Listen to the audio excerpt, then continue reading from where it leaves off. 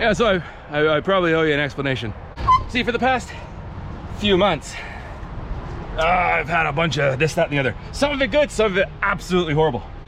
The good news, the good reason why I've not been making videos is because I've actually been spending a lot of my time designing packages, dealing with, fuck, it's wet again. Dealing with printers, dealing with packagers, dealing with seed suppliers. The business is moving forward very nice. I mean, don't get me wrong, we've had a lot of hiccups. I feel like fucking Sisyphus half the time. I'm pulling this tarp out, pulling that tarp out, spreading it out to dry like every sunny day, but I of course don't put it away and then it gets rained on. Fuck my life. There's still a lot of executive dysfunction that's going on. As much as I'm filming a lot of content, I don't actually get to edit the content. So it's gonna be a little bit of a different garden this year. Oh fuck. So a couple things I'm doing that's gonna be different is I'm not gonna grow as many hot peppers as I have in the past. Last year I hurt my knee and so I wasn't able to do a lot. A lot of my peppers just kind of remain where they lay. Some of them are gonna sprout out, I'm sure, some volunteer peppers. But anyways, I've thrown a lot of peas down. This raised bed here, I'm gonna have be a little bit of an experiment on just letting nature do its thing. I'm gonna be adding some carrots, I'm gonna be adding some kohlrabi, I'm gonna be adding some other root vegetables, be adding some taller things as well, some flowers and whatnot, and I'm just gonna see what grows. Without me creating rows, how does it look later in the summer? So that's one to keep an eye on. So what's the business, you might be asking? Well, in a sense, the business began a long time ago. The Gen X Gardener is the business, it is the brand, it's me.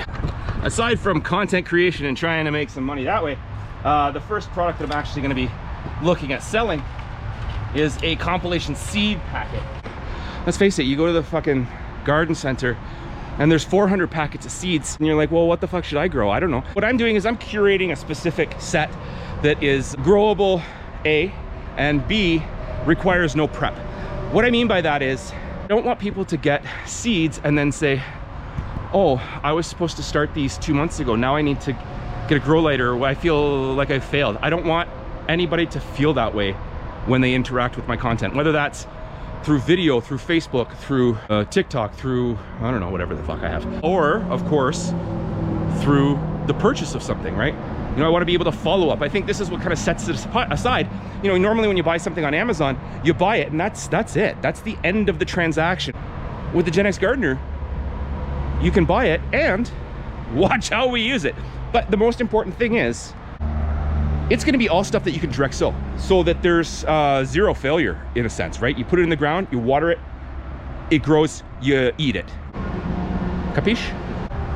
So with all of the design, coming up with the packet creations, the artwork, coming up with who's gonna be fulfilling these packets, who's gonna be filling the packs of seeds. Well, it's actually a name brand up here in Canada anyways, using their seeds that are the best in Canada. We have the best seeds. No one has better seeds than us. And that's because they can source them from anywhere. The company that I'm using sources from all over the place, so they're getting the best seed globally, checking germination rates.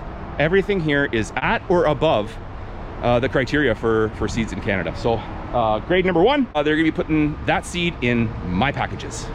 So we'll be starting off with sales in Canada, obviously.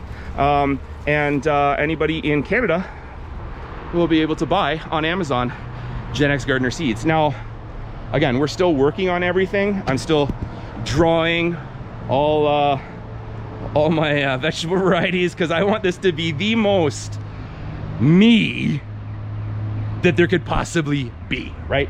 As much as I can't tell you when it will be on sale exactly or when it'll be available, the first will be 15 varieties.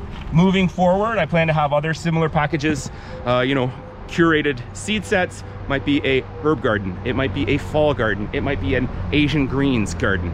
But everything with the idea that you can remove all that anxiety of standing in front of one of those fucking massive seed cardboard layouts. I fucking hate those things. Another thing I can tell you with regard to how I'm setting up the business and how I'm going to be selling things is I'm going to be going in an extremely eco-conscious way. There's no extravagance in the seed packets. Yes, I'm drawing everything, but all the seed packets are going to be just, you know, black and white. Also using Amazon. I can't control the carbon impact of an Amazon truck driving around a certain area, right? I can't control that I have to get the seed packets to the printer, and then I have to get the packets, the printed packets, to the seed company, and then I have to get it from the seed company to the Amazon warehouse, and then I have to get it to the end user. I can't control those things. What I can control is how I respond to that. And so one thing I'm doing is I've been looking at a few different places. I'm teaming up with a tree planting company. For example, for every 10 sales that I have, 1 tree will be planted. So the idea of trying to offset my carbon impact by these products moving around. To my knowledge, there's no other seed company that's doing this. There's no other seed company that's saying, yeah, we fuck up the environment because our product has to move somewhere. Our product does a good job because it's plant life, it filters some stuff out, but that's where it ends. I want to grow the seed to tree ratio so that eventually I can say, yeah, for every product we sell, 1 tree is planted. So that's sort of the past couple of months in a nutshell. I know I don't update much on YouTube. If you want to find out more on the updates, you can certainly join the Facebook page, again, the Gen X Gardener. I am going to be launching a sort of first to know thing. So I'm still working on figuring out how to get an email list created, but what I am doing is I'm creating this email list that would offer you 2 things. One, if you want to support the business, you'd be able to just donate to help the cause. 2, if you live in Canada, you can do that, yes, or you can also sign up for the discounted pre-sales. That means that you would make a pre-sale of this seed pack at a discounted price versus when we actually finally launch, and that would get you the packet when it's first created. It would get it in your hands earlier, it would get it in your hands cheaper. You have both those options, and what I'm going to be doing is setting up an email list so that people can be notified when that's ready to go. So that's going to be it for today. I'm going to finish screening some of this compost and getting it on top of those peas and sunflowers. Actually, I also have over here. But what I will say is the next video, I'm going to check out what the fuck is going on in here. Because if you recall, and I think it may well have been my last video, we created this. We did a leaf mold. We chopped a whole bunch of crap up. It's been sitting there for 4 or 5 months right now. We're going to open it up. I haven't touched it. We're going to see what it looks like inside.